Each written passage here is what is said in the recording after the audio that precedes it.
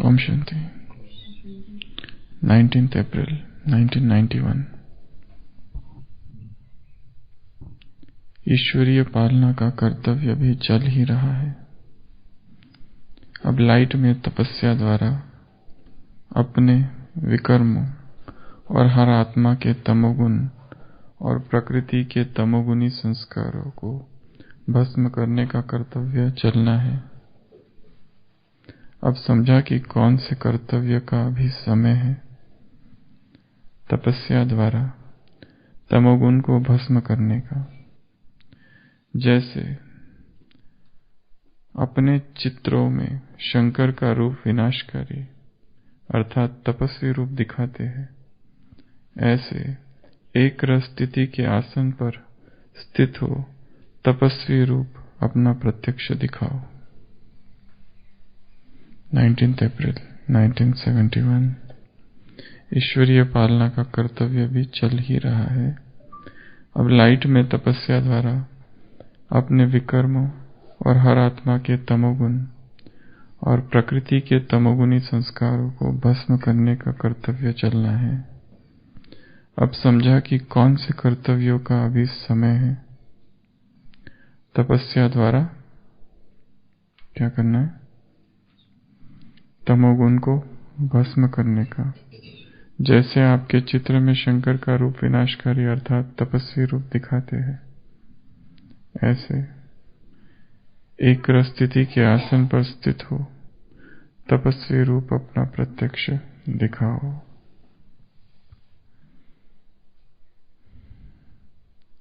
कौन कौन से कर्तव्यों का समय अभी चल रहा है? बाबा ने प्रश्न पूछा है। तो कौन से कर्तव्यों का समय चल रहा है अभी? ब्राह्मणों के कौन से कर्तव्य है जो रहे हुए हैं? ब्राह्मणों के कौन से कर्तव्य है जो करने हैं? ब्राह्मणों के कौन से कर्तव्य है जो अब तक नहीं किए हैं? ब्राह्मणों के कौन से कर्तव्य जो करना चाहिए था परंतु विस्मृति में है? धीमी गति से हो रहे, मंथर चाल। तो कौन से ऐसे कर्तव्य है जो करने बाकी है? क्या कहा? सब कुछ तो चल रहा है, लेकिन पूरा नहीं हुआ। कौन से कर्तव्य बाकी है? उस दिन भी कहा था विकर्म को भस्म करना। विकार, विकर्म, विकल्प, अवगुण, कमी और पहले अपने और वो बाद में। पहले विकार, विकल्प, विकर्म, कमी, कमजोरी, व्यर्थ, विकल्प हो गया, कमी, अवगुण, पुराने संस्कार। तो कौन से कर्तव्य रहे हुए हैं? कैटेगरीज कौन कौन सी है? एक है हम स्वयं, हमारे अपने प्रति कर्तव्य, खुद के प्रति सेल्फ। दूसरे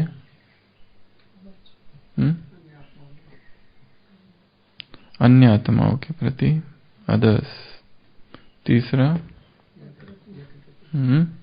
यज्ञ के प्रति। चौथा प्रकृति के प्रति। पांचवा यज्ञ, फिर भी ले सकते हैं ब्राह्मण परिवार। और छठवा कौन से कर्तव्य रहे हुए और किसके प्रति? भक्त आत्माओं के प्रति। अगला भटकती हुई आत्माओं के प्रति, भक्त भटकती हुई आत्माओं के प्रति।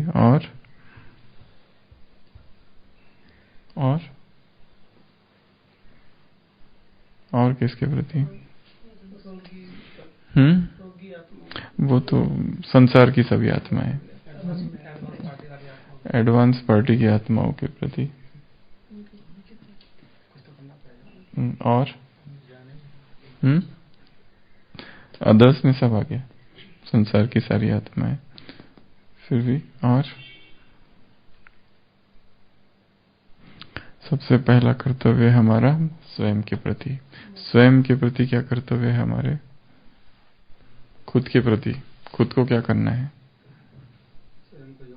स्वयं को योग्य बनाना, स्वयं को योगी बनाना, स्वयं को शक्तिशाली बनाना, स्वयं को सभी कमजोरियों से मुक्त करना। और स्वयं के प्रति कर्तव्य पाप, विकर्म, कुकर्म, विकल्प, व्यर्थ, निगेटिव, पुरानापन, उन सब से मुक्त करना, ज्ञान से भरपूर करना, योग्यताओं से भरपूर करना और एक की याद में रहना, याद को बढ़ाते जाना, याद करते करते। आज कहा है तुम क्या करते हो मेरे? नहीं, वो तो संसार को देते हो। तो याद करते करते तुम मेरे पास आ जाते हो, याद करते करते मेरे पास आ जाते हो। तो और खुद के लिए क्या कर्तव्य है? खुद को योगी बनाना, तपस्वी बनाना, निर्विघ्न बनाना, आदर्श बनाना, एक ही शब्द है अलग अलग। और जागृत करना, स्वयं को जगाना। जो स्वयं जागे नहीं है वो दूसरों को भी नहीं जगा सकते। जो स्वयं ही सोए है विस्मृति में, गफलत, आलस, अलबेलेपन में, वो जगा भी नहीं सकते।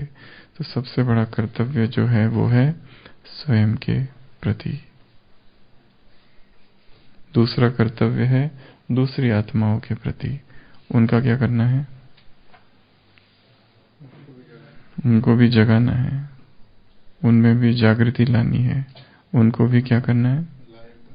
लायक बनाना है, बाप से मिलाना है और योगी बनाना है, वर्षे का अधिकारी बनाना है और उमंग उत्साह पैदा करना है। उदास है, दुखी है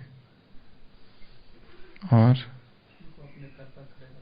अपने पैर पर खड़े करना है और ठिकाना देना, खुशखबरी देना, बाप का परिचय देना और मुक्ति, जीवन मुक्ति। आज कहा है तुम लाइट हाउस हो, तुम्हें सर्च लाइट देनी है, उससे वो इस खारे चैनल से पार होकर उधर मुक्ति धाम में पहुंचेंगे। तो दूसरी आत्माओं को शक्तिशाली बनाना, दूसरी आत्माओं के भी विकर्म विनाश करना, ये ऊंचे कर्तव्य है। एक है स्वयं के विकर्म, एक है उनके विकर्म विनाश करना। और संसार की आत्माओं के प्रति हमारे कर्तव्य, उनके संस्कार परिवर्तन में मदद करना और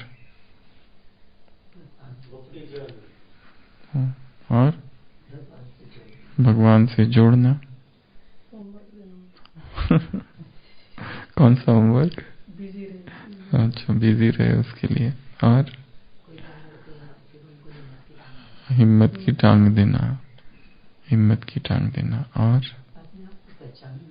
वो अपने आप को पहचान ले। और उनके हिसाब किताब चुकता करना। एक तो हमारे हिसाब किताब, एक है उनका हिसाब किताब चुकता करना। ऊंचा कर्तव्य है।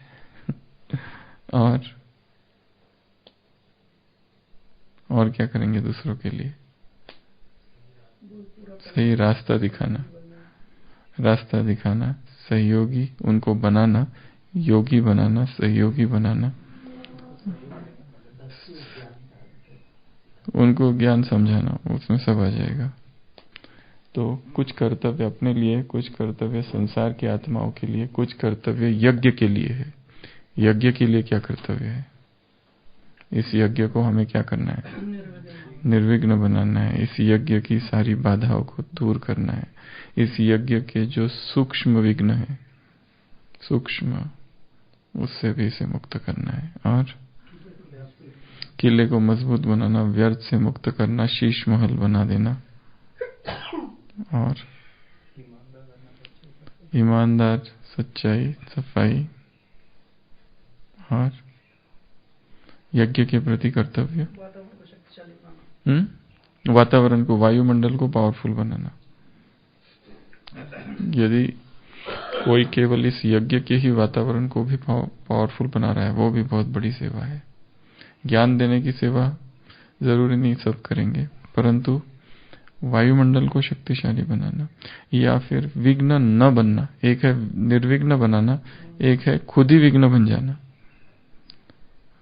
खुद विघ्न न बने, इतना भी किया तो बहुत बड़ी बात है। और तो कुछ कर्तव्य यज्ञ के लिए है, कुछ कर्तव्य प्रकृति के लिए है। प्रकृति को पावन बनाना है, प्रकृति को शुद्ध बनाना है। प्रकृति कैसी हो जाएगी सतयुग में, प्रकाश भाई, देवेंद्र भाई? प्रकृति कैसी हो जाएगी आज की मुरली से? आज की मुरली से संतोष भाई, 5 तत्व ऑर्डर पर चलेंगे, गुस्ताखी नहीं करेंगे, मजाल नहीं नदी की उछल खाए। तुम्हारे घर कितने बड़े होंगे? एक घर आबू रोड, एक घर आबू और दूसरा घर आबू रोड नहीं, दूसरे का। तुम्हारा एक इधर आबू एक का घर होगा, दूसरे का आबू रोड होगा, मीठी नदी के किनारे होगा, मीठी नदी पर होगा। अच्छे नहीं, फर्स्ट क्लास बॉम्बे कराची यहाँ नहीं होंगे, अच्छे फर्स्ट क्लास फल होंगे। आम फर्स्ट क्लास आम होंगे। खारा पानी कि मीठा पानी? हाँ, खारा पानी नहीं होगा, फिर ठीक है। तो फर्नीचर फर्स्ट क्लास। तो प्रकृति सतो प्रधान होगी, उस प्रकृति को मदद करना हमारा कर्तव्य है। उस प्रकृति ने हमारी सतयुग से सेवा की है। सतयुग से सेवा करते करते करते तमो प्रधान हो गई है। और किसने बनाया तमो प्रधान? हमने तमो प्रधान बनाया। प्रकृति क्रोध में है, किसके वजह से? हमारी वजह से। ड्रामा तो है, परंतु इस प्रकृति की रोज सेवा करना। 24 घंटे में 2 बार क्या करना है? प्रकृति को सकाश, प्रकृति के 5 तत्वों को 2 बार, एक अमृत वेला और एक शाम को। 5 ही तत्व, क्षिति जल पवावक गगन समीरा। क्षिति धरती, जल, अग्नि, गगन और समीर, ये हवा। 5 ही तत्वों को 2 बार 24 घंटे में, नुमा शाम के योग में और अमृत वेला, फरिश्ता रूप में जाना और 5 तत्वों को सकाश देना। तो प्रकृति को, फिर उसके बाद में परिवार। इस परिवार में क्या हो? प्रेम।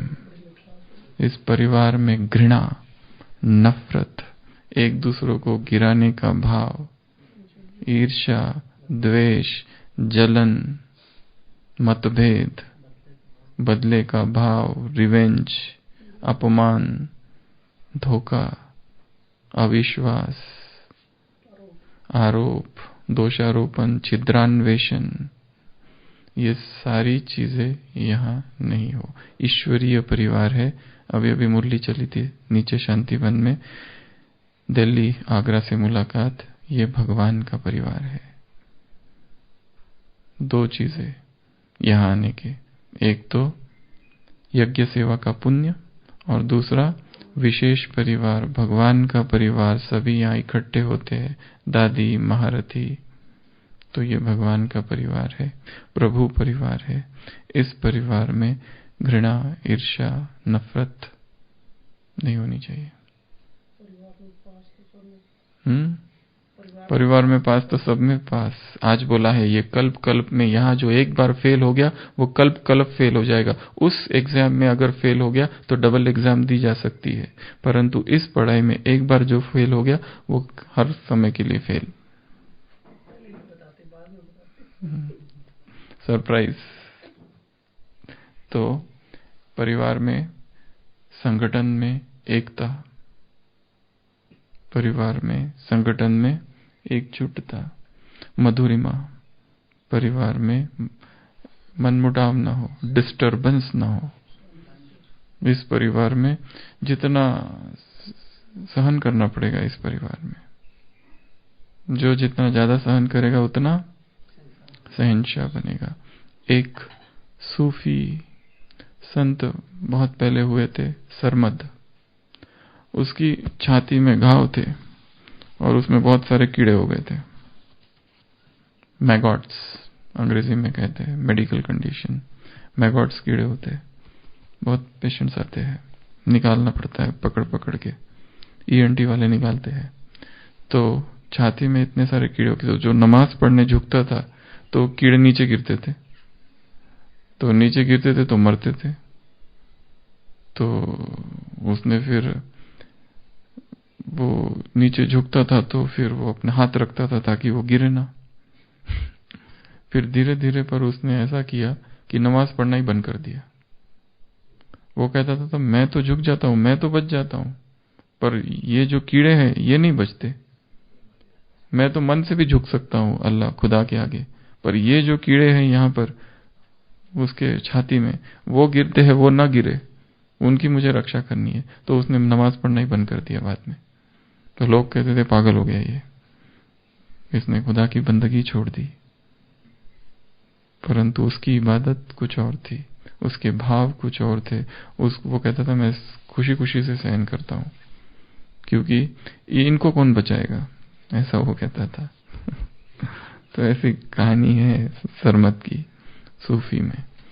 तो सहन करना इस परिवार में, तो ये भी एक कर्तव्य है हमारा।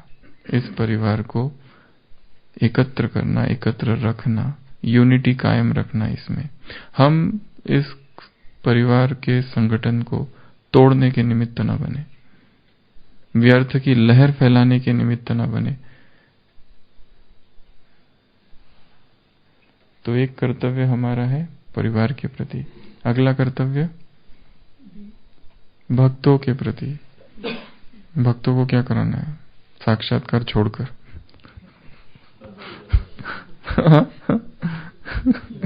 तो जे वांछिल तो ते लाहो। क्या करना है भक्तों को? जिसकी जो इच्छा है, जिसे जो शुद्ध कामना है, वो उसे देना है, उसे भटकने से छुड़ाना है, दर दर ठोकरे खाने से छुड़ाना है। भटक ही रहे हैं कब से, यहां से वहां, वहां से वहां, वहां से वहां, दर दर की ठोकरे खा रहे हैं। तो एक तो भटकने से छुड़ाना है, अंधश्रद्धा में डूबे हुए हैं, आज इसकी पूजा, कल उसकी पूजा, कल उसकी पूजा, कल उसकी पूजा। निश्चय फेथ कहीं एक पर नहीं है, फेथ भी बदली होते रहता है, दल बदलू है, दल बदलू भक्त। और भक्तों को क्या कराना है? साक्षात्कार छोड़कर बाप का बच्चा बनाना। और क्या करना है उनको? ठिकाना देना। और क्या करना? कोई नहीं माने तो नो रिलीजन। अभी कोई रिलीजन ही नहीं है, कल की मुरली थी ना, इस समय है नो रिलीजन। धर्म भ्रष्ट, कर्म भ्रष्ट।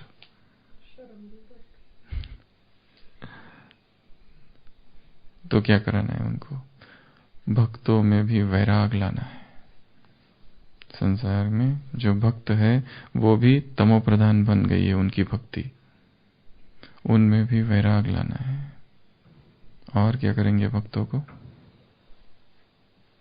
भक्तों को क्या करेंगे? एक के प्रति आस्था पैदा करनी है उनके मन में। और उनको इष्ट तक मिला ना, उनको इष्ट तक पहुंचा देना, पंडा बन के परमधाम का रास्ता बताना। और समान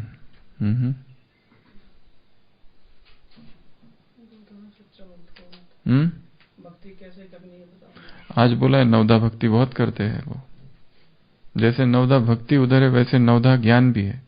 ये आज के लिए होमवर्क सबको। वो नव भक्ति कौन सी है और उसी नव भक्ति के इधर नव ज्ञान कौन कौन से है। नवधा भक्ति रामचरितमानस की अलग लिखी हुई है, भागवत में अलग लिखी हुई है। इस पर यहाँ पर भी कई बार 1 या 2 बार हमने चर्चा की है। 7-9 प्रकार की भक्ति, और वही भक्ति फिर यहाँ क्या, जैसे वहां श्रवणम तो यहाँ क्या, वहां कीर्तनम तो यहाँ क्या, पाद सेवनम तो यहाँ क्या, आत्मनिवेदन तो यहाँ क्या, उधर 9 तो इधर भक्ति के 9 भक्ति के ज्ञान के राज। रामचरितमानस की अलग है जो श्री राम ने सभी को सुनाया। प्रथम भगति संतन कर संगा, दूसरी मम कथा प्रसंगा। पहली संतों का संग करना, दूसरी संतों का भगवान की कथा सुनना। ऐसी 9 अलग उधर है, 9 इधर है। तो आज बाबा ने नवधा भक्ति को याद किया है। नवधा भक्ति करते हैं, साक्षात्कार होता है, परंतु साक्षात्कार दिव्य बुद्धि की चाबी मेरे पास है, मैं यह चाबी किसी को नहीं देता। हाँ, फिर क्या, ऊपर बैठे बैठे साक्षात्कार कराता हूं। यहां आके भी कराता है। आंखें लोन पर ली है, मंडे में था ना, मंडे साकार मुरली। आंखें बाप ने क्या है, आंखें भी लोन पर ली है। तो भक्तों के प्रति कर्तव्य बहुत सारे हैं। जब भी संसार में हमें दिख रहे हैं कितने भक्त हैं, जहां तहां उनकी शुद्ध मनोकामनाएं पूर्ण करनी है। सारी मनोकामनाएं नहीं, शुद्ध निस्वार्थ मनोकामनाएं जो है।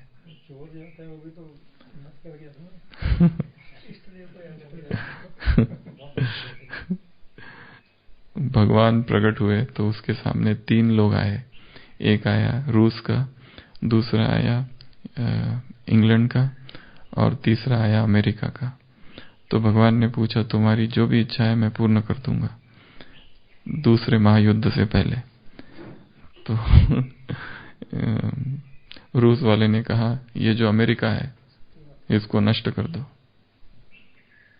अमेरिका को पूछा तुम्हारी कोई इच्छा, उसने कहा मेरी अपनी कोई इच्छा नहीं है, एक ही काम करो, ये जो रूस है इसको पूरा धरती से इसका नाम निशान मिटा दो। इंग्लैंड को पूछा तुम्हारी इच्छा, उन्होंने कहा मेरी अपनी कोई इच्छा नहीं, बस इन दोनों की इच्छा पूरी कर दो। तो मेरी इच्छा अपने आप पूरी हो जाएगी।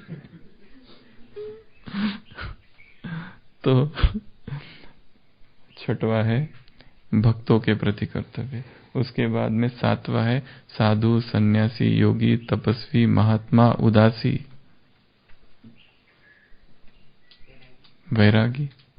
ये जो संसार की ये जो कैटेगरीज है, शंकराचार्य को आज याद किया है बाबा ने। पुनरुत्थान किया जिसने हिंदू धर्म का, जहां हिंदू धर्म शून्य बौद्ध के शून्यवाद से नष्ट हो गया था, सारे हिंदू बौद्ध बन रहे थे, उस समय धरती पर शंकराचार्य का आगमन। इन सन्यासियों ने थमाया, अच्छा हुआ ये आए।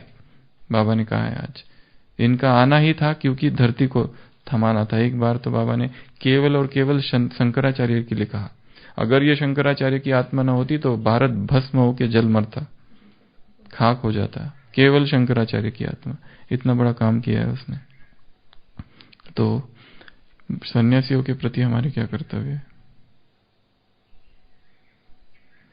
ये सन्यासी का ये क्या कहते हैं, कॉन्फ्रेंस करने के अतिरिक्त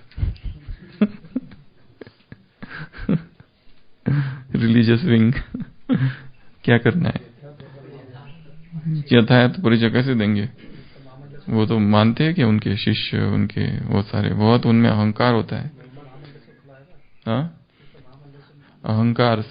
इसमें सन्यासी अर्थात इसमें पोप, इमाम, पादरी, प्रीस्ट, इमाम, ये सारे आ गए, सारे रिलीजियस। उनमें अपना अहंकार होता है। जैसे दिखाया है कि एक बहुत पहुंचे हुए संत, नहीं एक दूसरा वो पॉलिटिशियन होता है, तो वो भगवान के मंदिर में जाता है, चर्च में, और वहां पर प्रार्थना करता है भगवान के सामने। भक्त होता है कि हे प्रभु, मैं आपके सामने कुछ भी नहीं हूं, मैं आपके चरणों की धूल, पापात्मा, विकारी आत्मा हूँ, मैं तो कुछ हूँ ही नहीं, दासानुदास। तो उसी के बाजू में एक दूसरे सूफी फकीर होता है, तो सूफी या फिर उनके इसमें रोमन कैथोलिक सेंट, तो वो भी प्रार्थना करते रहता है कि हे प्रभु, मैं भी कुछ भी नहीं हूँ, मैं आपके आगे कुछ भी नहीं हूँ। तो वो पॉलिटिशियन कहता है कि मैं कुछ भी नहीं हूँ, तुम कहां से कुछ भी नहीं हो गए? ये तो मैंने कहा ना, वो तुम कैसे कह रहे हो कि तुम भी कुछ भी नहीं हो? पहले मैं कुछ भी नहीं हूं। उसका भी अहंकार, अहंकार की खेल बहुत सूक्ष्म है। मैं कह रहा हूं ना बाबा, मैं, आपने मुझे निमित्त बनाया। दूसरा कहता है बाबा आपने मुझे, तुमको कहां से निमित्त बनाया? मुझे निमित्त बनाया। तो इतना आसान नहीं है। वास्तव में हम वास्तव में सेवा करना चाहते हैं या ये अहंकार की तृप्ति हो रही है? ये एक बहुत बड़ा प्रश्न है। वास्तव में ये सारा सेवा का जो विस्तार है, सारा सम टोटल, सारे विंग्स, स्टूडियो, सब कुछ, मीडिया, ग्रुप्स, सोशल मीडिया, ये सारा वास्तव में आत्मा दूसरी आत्माओं का कल्याण करना चाहती है या स्वयं के दबे हुए अहंकार की तृप्ति है? या दूसरों से कोई लेना देना नहीं, दूसरे ने ये सेवा की, उसका कोई महत्व नहीं, मैंने ये सेवा की, उसका महत्व है। तो प्रश्न है कि मैं यहां हूं और ये संसार है, तो ये मैं की अभिव्यक्ति हो रही है या इनका कल्याण हो जाए, ये अभिव्यक्ति, ये इच्छा ज्यादा है? इनका कल्याण हो ये इच्छा ज्यादा है या मेरा नाम हो ये इच्छा ज्यादा हो, या मैं सेवा कर रहा हूं ये इच्छा ज्यादा है? ये एक प्रश्न है। परंतु जो आत्मा कल्याण करना चाहती वो तो करेगी ना, उसको भी तो इच्छा है संसार का कल्याण करने की। कल्याण हो भी जाता है फिर भी मेरे द्वारा कल्याण हुआ है, हाँ, प्रदर्शित नहीं कर रहे। इसीलिए पूछ रहे, एक तरफ सारी सेवाएं, एक तरफ मैं, ये सेवाओं के लिए हो रही है या सेवाएं मैं के तृप्ति के लिए हो रही है? ये विस्तार सेवाओं का विस्तार है या मैं का विस्तार है? प्रश्न हर एक को अपने आप से पूछना है। हम आपसे नहीं पूछ रहे, ये प्रश्न हर एक को अपने आप से पूछना है कि ये जो मैं हूं, ये किसका विस्तार हो रहा है?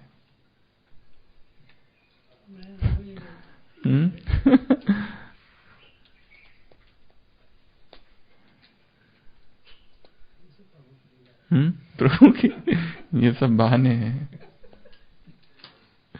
भक्त आत्माएं संसार में, उनके अंदर एक भाव रहता था कि प्रेम को उन्होंने हमेशा ऊंचा समझा, वो मुक्ति को भी नीचा समझा है। जो प्राप्तियां है उससे, वो अगर उसका लालच उत्पन्न हो जाता है तो अपने आप को अपराधी समझते हैं कि केवल उससे प्रेम करते रहे, उससे भक्ति करते रहे। ये करते करते और कुछ करने लगे तो एकदम अपने आप को संभालते हैं। भक्ति वाचु न मुक्तीची मत जडली रे व्याधी। भक्ति करते करते मुक्त होने की इच्छा होने लगी। विठ्ठला मीच खरा अपराधी। अपराध का भाव जागृत हो गया। ये क्या हो गया यार? इसका मतलब मैं भक्ति नहीं करूं, इसका मतलब भक्ति से भी श्रेष्ठ मुक्ति है, इसका मतलब परमात्मा प्रेम से भी ज्यादा इस तन से और इस मोक्ष की कामना जागी है। ये कामना जागना अर्थात वो कह रहा है मीच खरा अपराधी, अपराध हूं जैसे हो रहा है मुझसे। सेवाएं आत्मा कर रही है, परंतु सेवाओं में जबरदस्त माया है। अधिकारी, ऑफिसर, बॉस, हेड, इंचार्ज, किससे पूछ के किया? ये तो हर एक को अपने आप से पूछना है। तो भक्तों के प्रति कर्तव्य। नेक्स्ट, उसको रुको थोड़ा, उसके पहले और किसके प्रति कर्तव्य? भटकती हुई आत्माएं, संसार की भटकती हुई आत्माओं के प्रति कर्तव्य। क्या करेंगे उनको? भटकती हुई आत्मा को क्या करेंगे? आह्वान, क्या आह्वान करके उनका कोर्स। ठीक है। शांति,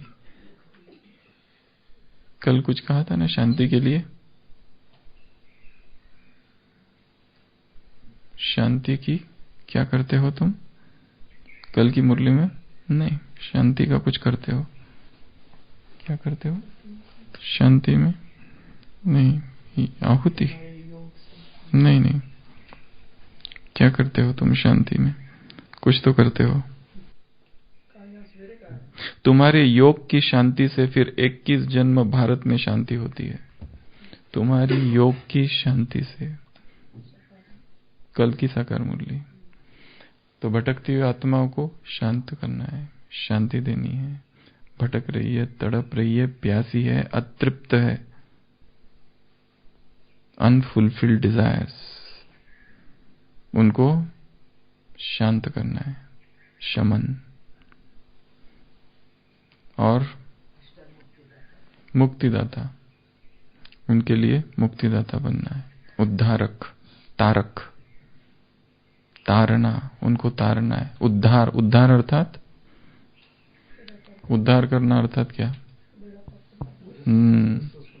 उद्धार अर्थात मुक्त, उद्धार करना अर्थात मुक्त करना, लिबरेट, लिबरेशन, फ्रीडम। तो भटकती हुई आत्माओं की सेवा करेंगे के प्रति कर्तव्य। फिर एडवांस पार्टी की आत्माओं के प्रति क्या कर्तव्य हमारे चिमन भाई जी? क्या? क्या है?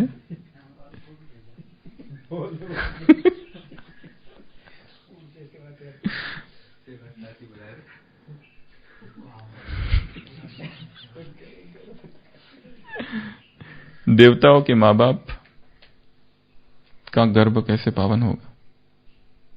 फर्स्ट जनरेशन देवताओं की, सतयुग की फर्स्ट जनरेशन देवताओं की, उनका जन्म माँ बाप से होगा। माँ बाप देवता नहीं होंगे, माँ बाप देवता नहीं होंगे, तो वो कैसे पावन होंगे? अव्यक्त संदेश है बाबा का 3 विधि के द्वारा। जो एडवांस पार्टी की आत्माएं जिनसे फर्स्ट जनरेशन देवताओं का जन्म होने वाला है, जैसे कृष्ण के माँ बाप या फिर जो भी है राधा के माँ बाप, फर्स्ट जनरेशन जो है सतयुग की फर्स्ट देवता, उनके माँ बाप के गर्भ कैसे पावन होंगे? क्योंकि देवताएं पतित गर्भ से जन्म नहीं ले सकते और उनके माँ बाप देवता नहीं है। अब वो जो गर्भ है माँ का, वो पावन कैसे होगा? अव्यक्त महावाक्य है बाबा, अव्यक्त संदेश था, शायद पब्लिश हुआ ही नहीं है कहीं पर।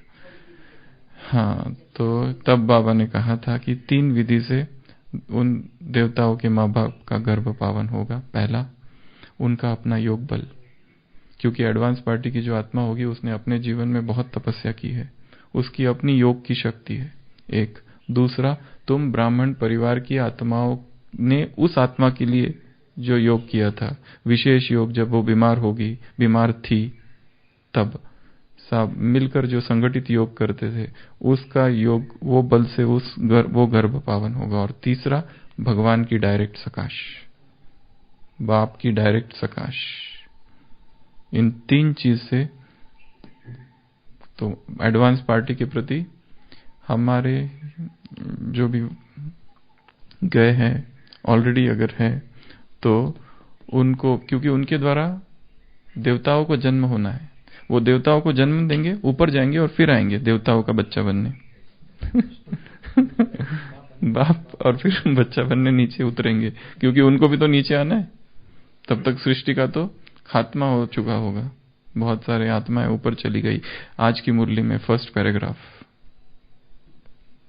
जब आत्मा शरीर छोड़ती है तो सन्नाटा हो जाता है। जब इतनी सारी आत्माएं एक साथ शरीर छोड़ेगी तो कैसा सन्नाटा हो जाएगा। एक साथ आत्माएं शरीर छोड़ेगी तो सन्नाटा हो जाएगा।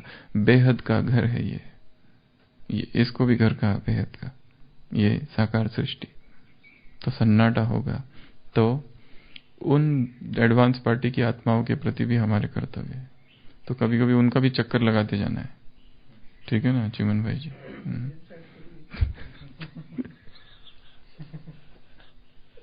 वो कुछ और है।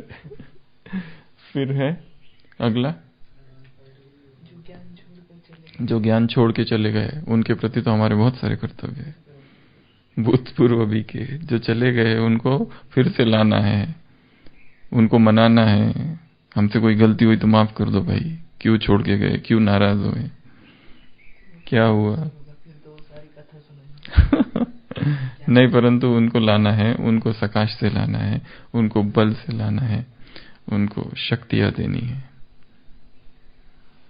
पर मुश्किल आते हैं, परंतु कोशिश तो कर ही सकते हैं। हम एक बहन को जानते थे जिन्होंने बहुत सारी सेवाएं की थी। यहाँ ओम शांति भवन में 80s में प्रोग्राम वगैरह किए थे, 90s में नाटक वगैरह। बाद में उन्होंने छोड़ ही दिया ज्ञान, पूरा ही छोड़ दिया।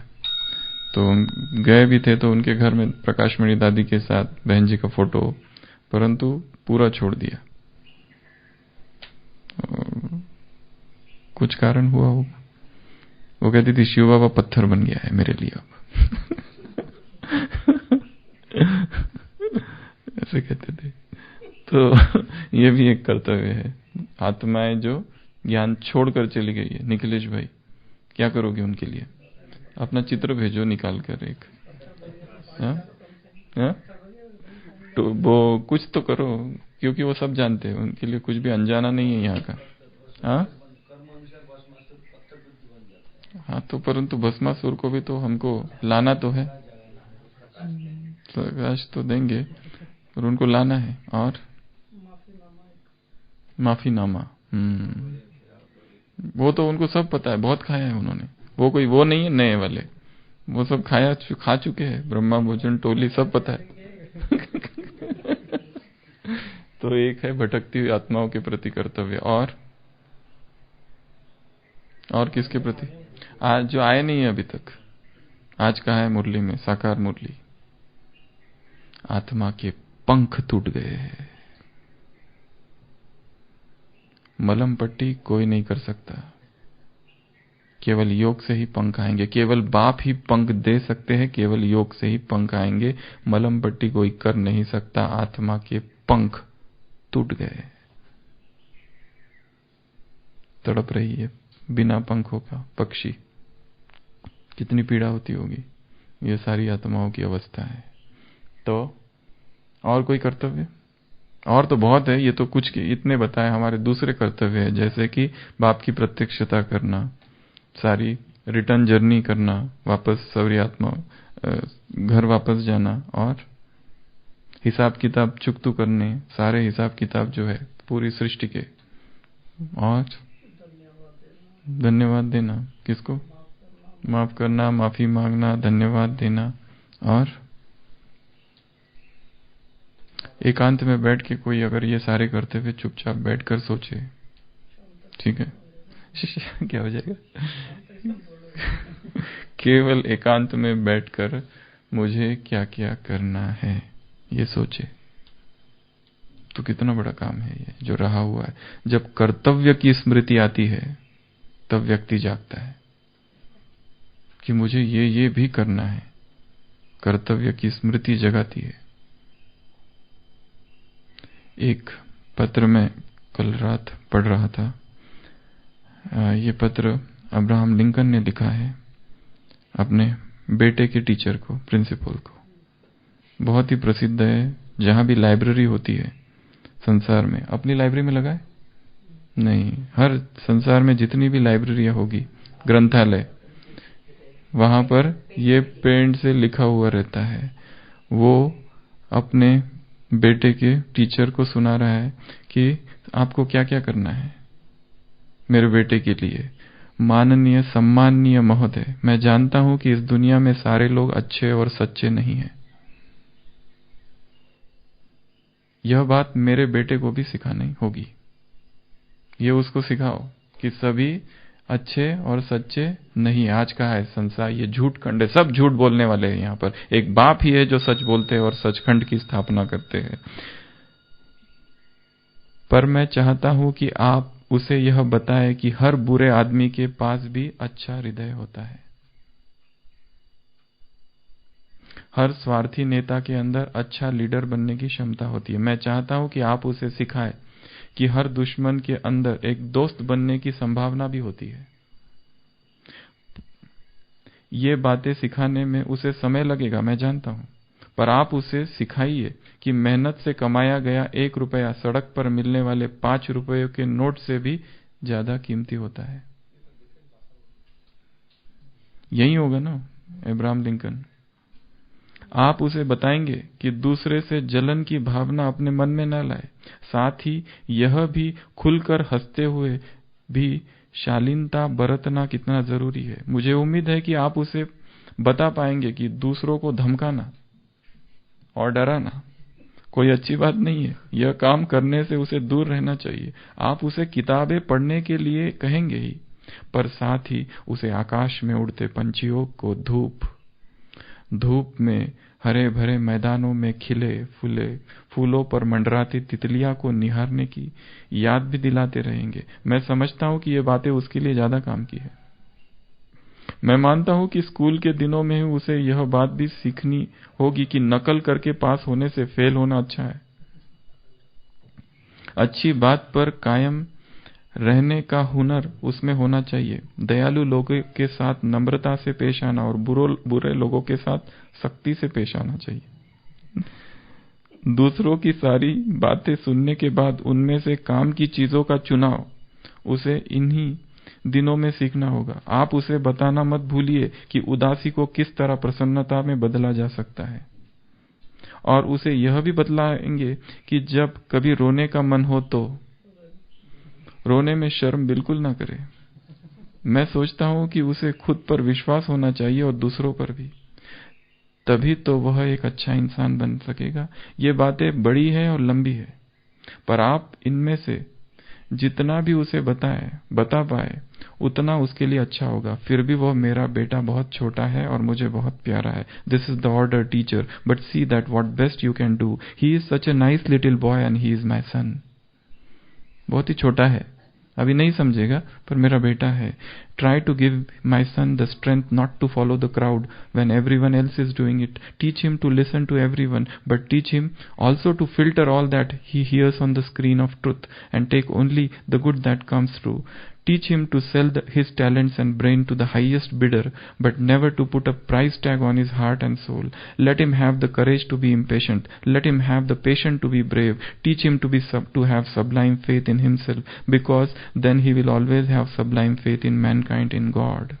Teach him, if you can, the wonders of the book, but also give time to ponder the mysteries of the birds in the sky, bees in the sun, and the flowers on the green hill. Teach him to have faith in his own ideas, even if everyone tells him that they are wrong. इस तरह से ये letter है लिखा हुआ। कर्तव्य सिखा रहा है। छोटी सी उम्र में बच्चों को ये कर्तव्य सिखाओ, ये बातें सिखाओ। वो बीज तभी सिखा दो तो वो खिलेगा, फलेगा। तो आज का काम क्या है? मेरे कर्तव्य क्या क्या है? What are my duties? जैसे इसकी याद आएगी जागरण आएगा। ओम शांति।